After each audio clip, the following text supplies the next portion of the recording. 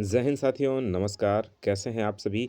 यदि आप भी वीडियो में यहाँ तक आए हैं, इसका मतलब ये हुआ कि आप भी सीटेट की तैयारी कर रहे हैं और हम इसमें बात करेंगे कि सीटेट को कैसे कौन से ऐसे स्टेप हैं जिसको आप फॉलो करके सीटेट को क्वालिफ़ाई कर सकते हैं। बहुत आसान तरीके से सीटेट को पास कर सकते हैं आप। तो नमस्कार, मेरा नाम विवेक पांडे है और आप देख रहे हैं टुडे एग्जाम स्टडी का यूट्यूब प्लेटफ़ॉर्म। देखिए फ्रेंड्स, सीटेट पास करने के लिए मैं इस तरह से कोई भी आपसे बातें नहीं करने वाला हूँ कि 3 ट्रिक मारिए और सीटेट पास। इस तरह की बातें मैं फ़िज़ूल बातें नहीं करने वाला हूँ, क्योंकि मैं भी जानता हूँ कि 3 ट्रिक मार देने से सीटेट पास नहीं होता है। सीटेट के लिए आपको पढ़ना पड़ता है, सही सही जो है रणनीति चाहिए सीटेट पास करने के लिए या किसी भी एग्ज़ाम को, कोई भी एग्ज़ाम आप दे रहे हैं, चाहे वो कॉम्पिटिटिव एग्ज़ाम हो, चाहे आप उसमें सिर्फ़ क्वालिफ़ाइंग नेचर का एग्ज़ाम हो, कोई भी एग्ज़ाम हो, आपको उसमें पास करना है, तो आपको एक सही रणनीति चाहिए, सही गाइडेंस चाहिए। तभी आप उसे पास कर सकते हैं, उसमें टॉप कर सकते हैं और सही गाइडेंस तभी मिलेगा स जब सही जगह पे आप रहेंगे। देखिए मेरे भाई, इसमें हम आपसे बात करने वाले हैं उन सभी तरीकों के बारे में। वो कौन से 6 महत्वपूर्ण तरीके मेरे नज़र में वो कौन से 6 महत्वपूर्ण तरीके हैं, जिससे आप सीटेट को बहुत आसानी से पास कर सकते हैं। उसको फ़ॉलो करके, ध्यान रखिए उसको फ़ॉलो करके। एक कोई ट्रिक नहीं है, कोई तुक्का नहीं है कि आप मारेंगे और पास हो जाएँगे। देखिए वो कौन से तरीके हैं, यदि आप वीडियो में यहाँ तक आए हैं इसका मतलब ये है कि आप सभी वो क्राइटेरिया फुलफ़िल करते हैं जो एक सीटेट एस्पिरेंट के लिए चाहिए और आई होप कि आप फॉर्म अप्लाई कर चुके हैं, ठीक है ना? और अपनी तैयारी को जारी रखे हैं, तैयारी कर रहे हैं। देखिए जो पहला तरीका है ना, सबसे पहले मेरे भाई किसी भी एग्ज़ाम को पास करने के लिए आपने उसका सिलेबस देखना होगा। आप उसका सिलेबस देखे होंगे, आप पैटर्न को समझते होंगे, ठीक है ना? सभी चीज़ों को समझते होंगे, तो पहला काम उसमें अब आपको क्या करना है, पहला जो स्टेप है सब करने के बाद, वो है मूल अवधारणाओं को समझना यानी बेसिक कॉन्सेप्ट को क्लियर करना। बेसिक कॉन्सेप्ट कहाँ से मिलेगा और क्या है? तो बेसिक कॉन्सेप्ट मेरे भाई वही है जो आपका सिलेबस है। ये तो बहुत अच्छी बात है कि सीटेट सीबीएसई अपने सिलेबस के अलावा कहीं से क्वेश्चन नहीं करता है, बात आप जान लीजिए। और सिलेबस उसके एनसीईआरटी से बनते हैं, ठीक है ना? हाँ, तो एनसीईआरटी से उसके सिलेबस बनते हैं, ये बात आप बिल्कुल समझिए। तो पहले बेसिक कॉन्सेप्ट को क्लियर करिए, यानी यदि आप 1 to 5 का एग्ज़ाम दे रहे हैं, तो आप क्लास 3 से लेकर के 5 तक की किताबों को एनसीईआरटी को पढ़िए। यदि आप पेपर 2 की तैयारी कर रहे हैं, तो आप क्लास 6 से लेकर के 8 तक के एनसीईआरटी की किताबों को पढ़िए। यदि आप मैथ साइंस से हैं, तो मैथ और साइंस पढ़िए। यदि आप एसएसटी से हैं, तो हिस्ट्री, ज्योग्राफी और पॉलिटी पढ़िए। उसके बाद आप सीडीपी को इग्नोर नहीं कर सकते हैं। सीडीपी को वेरी वेरी इंपॉर्टेंट है, आपको देखना ही है। मान के चलिए कि यदि आप 150 नंबर का प्रश्न कर रहे हैं, तो उसमें मान के चलिए जो 75 नंबर के प्रश्न होते हैं, वो लगभग सीडीपी से मिलते-जुलते हैं। चाहे वो आपके भाषा पेडागोजी हों या फिर आपके सीडीपी हों, ठीक है ना? तो सबसे पहले आपको कॉन्सेप्ट को क्लियर करना है, वो क्या है? तो देखिए किसी भी विषय में आपको महारत हासिल करने के लिए सबसे ज़रूरी है कि उसकी बुनियादी अवधारणाओं को समझिए, यानी बेसिक कॉन्सेप्ट को समझना ज़रूरी है। और सीटेट में आपको पीएचडी नहीं करना है, सीटेट में आपको बेसिक कॉन्सेप्ट को क्लियर करना है, जो आपके सिलेबस में है, ठीक है ना? उसको समझना पहला और सबसे महत्वपूर्ण काम है। यह सुनिश्चित करना है आपको कि आपकी नींव मजबूत हो गई है, यानी अब आप बेसिक कॉन्सेप्ट आपका क्लियर हो गया है। अगर आपका बेसिक कॉन्सेप्ट क्लियर हो गया है, तो जो दूसरा स्टेप है, उसको आपको फॉलो करना है। दूसरा स्टेप क्या है? टैग वर्ड्स को समझिए। टैग वर्ड क्या है मेरे भाई? तो देखिए, जैसे अवधारणा, जैसे अभिवृत्ति, इस तरह के जो कॉन्सेप्ट हैं, इस तरह के पेडागोजी के जो टर्म हैं, ठीक है ना? उसको समझिए और साथ में उन टैग वर्ड को भी समझिए, जो टैग वर्ड सकारात्मक और नकारात्मक होते हैं। चाइल्ड डेवलपमेंट एंड पेडागोजी में जैसे ऐसे विषय हैं कि उसमें पॉजिटिव और नेगेटिव टैग वर्ड हैं, यानी कौन से शब्द आएँगे तो आपको समझ जाना है कि ये सकारात्मक शब्द है और कौन से शब्द आएँ तो आपको समझ जाना है कि ये नकारात्मक शब्द है।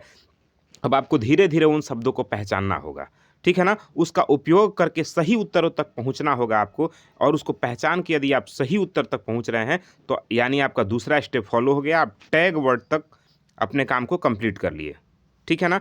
अगर आपने टैग वर्ड पहचान लिया, सकारात्मक और नकारात्मक शब्दों को पहचान लिया, जैसे डाँटना, मारना, पीटना, हाँ, क्षेत्र भ्रमण नहीं कराना, इस तरह के टैग वर्ड हैं, जो सकारात्मक भी होते हैं और नकारात्मक भी। एक वीडियो मैं उस पे लाऊँगा, आपके एग्ज़ाम से 2-4 दिन पहले मैं एक वीडियो भी लाऊँगा उस पे, ठीक है ना? उसको अगर आप पहचान लिए, तो फिर आपको तीसरा स्टेप फ़ॉलो करना है और तीसरा स्टेप क्या है मेरे भाई? विषयवार प्रश्न। यानी टॉपिक वाइज प्रश्न आपको कवर करने हैं। देखिए, सबसे पहले प्रत्येक विषय, जिस भी विषय के आप दे रहे हैं, यदि आप पेपर 2 दे रहे हैं तो सीडीपी, फिर मैथ साइंस से हैं तो मैथ के और साइंस के अलग करिए, यदि आप एसएसटी से हैं तो हिस्ट्री, ज्योग्राफी और पॉलिटी का टॉपिक वाइज सभी प्रश्नों का अभ्यास करिए। और आपको उस विषय की गहराई और परीक्षा की मांग को ये देखना है कि एग्ज़ाम मेरा क्या डिमांड कर रहा है, इसको समझिए। और उसको समझने के बाद प्रत्येक सब्जेक्ट का टॉपिक वाइज प्रश्नोत्तर करिए, ठीक है ना। यदि आप ये तीसरा कंप्लीट कर ले रहे हैं, ठीक है, आप तीनों स्टेप यदि आप फॉलो कर लिए, तीनों स्टेप आपका कंप्लीट है, यानी आप क्या किए, बेसिक कॉन्सेप्ट क्लियर कर लिए, टैग वर्ड भी समझ लिए, सभी प्रत्येक विषय के प्रश्नों का टॉपिक वाइज अभ्यास आपने किया। फिर अब आपको क्या करना है, पीवाईक्यू करना है, प्रीवियस ईयर क्वेश्चन करना है। बहुत सारे लोग पीवाईक्यू अभी तक नहीं किए होंगे, तो मेरे भाई किसी भी एग्जाम को पास करना है तो वेरी वेरी वेरी इंपॉर्टेंट है कि आप पीवाईक्यू करिए। यदि आप पीवाईक्यू नहीं कर रहे हैं, इसका मतलब आप अपने एग्जाम को लेकर के सीरियस नहीं है। प्रीवियस ईयर क्वेश्चन पेपर को हल करना है। परीक्षा पैटर्न और महत्वपूर्ण विषयों को जानने के लिए बहुत ज़्यादा ज़रूरी होता है कि आप पीवाईक्यू करिए, कि क्वेश्चन का डिमांड क्या है, क्वेश्चन का लेवल क्या है, कहाँ से प्रश्न उठ रहे हैं, किस तरह के प्रश्न पूछे जा रहे हैं, हमको किस तरह से तैयार होना है, तो ये करना है। चौथा स्टेप आपने फॉलो कर लिया, यानी पीवाईक्यू आपने कंप्लीट कर लिया। तो अब मेरे भाई, अब आपको क्या करना है कि आप रिवीजन करिए। और रिवीजन कैसे करिए, मैराथन वीडियो देखिए, मैराथन क्लास को देखिए, और फिर उससे अपने विषय को और महत्वपूर्ण करिए।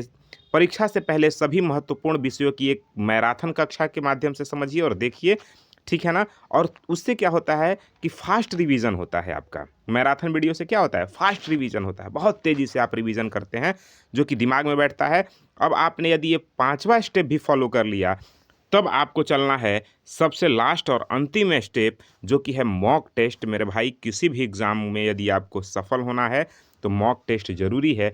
मैं आपको ये सब बातें इसलिए भी बता रहा हूँ क्योंकि मैं खुद इसको फॉलो किया हूँ, ये मेरी स्ट्रेटजी है, मैं अपने लिए स्ट्रेटजी बना के किया हूँ। तभी चाहे छोटा एग्ज़ाम हो, चाहे बड़ा एग्ज़ाम हो, जिसके लिए मैं तैयारी करता था, उन मुकाम तक मैं पहुंचा। इसलिए आप भी नियमित रूप से मॉक टेस्ट करिए, मॉक टेस्ट का अभ्यास करना है। और साथ ही साथ मॉक टेस्ट का अभ्यास करते समय आपको समय प्रबंधन यानी टाइम मैनेजमेंट को भी ध्यान रखना है कि भाई मेरे 150 क्वेश्चन हैं और 150 मिनट हैं, तो ये ध्यान रखना है कि एक प्रश्न में 1 मिनट से कम ही समय लगे, अधिक समय ना लगे। ये टाइम मैनेजमेंट आपको ध्यान रखना है, ठीक है ना। उसको सटीकता से करना है, अगर उसमें कोई गड़बड़ी है तो उसको सुधार करना है। और साथ ही मॉक टेस्ट करने से क्या होगा, वास्तविक परीक्षा का अनुभव भी आपको होगा, यानी रियल एग्ज़ाम का आपको अनुभव होगा। तो ये रहे आपके 6 स्टेप। यदि आप इस 6 स्टेप को फॉलो कर लेंगे तो लास्ट में जो आपको मिलेगा वो सुखद पल मिलेगा। और ये मिलेगा कि फिर सीटेट में आपके रिज़ल्ट कोई रोक नहीं सकता है। बात ध्यान रखिए, अगर आपने 6 स्टेप को ईमानदारी से फॉलो किया मेरे भाई, तो सीटेट पास होने से आपको दुनिया की कोई ताकत नहीं रोक सकती है। ये बात आप ध्यान रखिए। सीटेट तो सिर्फ एक क्वालिफाइंग नेचर का एग्ज़ाम है। यदि आपको किसी कॉम्पिटिटिव एग्ज़ाम में भी बैठना पड़ जाएगा जिसमें आपको मेरिट में आना होगा, तब भी आपको कोई नहीं रोक सकता है, यदि आपने 6 स्टेप को फॉलो किया है ईमानदारी से। तो बाकी किसी भी एग्ज़ाम को पास करने के लिए कोई तुक्का नहीं होता है, कोई ट्रिक नहीं होता है कि 3 ट्रिक छोड़ देंगे और एग्ज़ाम पास हो जाएंगे, 3 तुक्का मार देंगे एग्ज़ाम पास हो जाएंगे। इस तरह का कोई भी कहीं भी कुछ नहीं होता है। ये मेरा अनुभव है। बाकी अगर आपको लगता है कि ट्रिक मार देने से, तुक्का कर देने से एग्ज़ाम पास हो जाता है, तो शायद आप गलतफ़हमी में जी रहे हैं और शायद फिर आपका कोई भी रिज़ल्ट नहीं बनने वाला है। मेरे भाई, मेरे बातों को बुरा मत मानिएगा, लेकिन सच्चाई यही है। बाकी ये वीडियो आपको कैसा लगा, वीडियो पसंद आया है तो लाइक शेयर करिए, अधिक लोगों तक इसे फैलाइए ताकि लोग गलत अफवाहों से बचें। और फिर हमारा क्लास भी ऐसे ही कंटिन्यू जारी रहेगा। आज हम आपके साथ पूरे पॉलिटी को कंप्लीट करने वाले हैं, क्लास 7 एनसीईआरटी के। बाकी मिलते हैं अगले क्लास में अगले वीडियो के साथ। तब तक के लिए जय हिंद।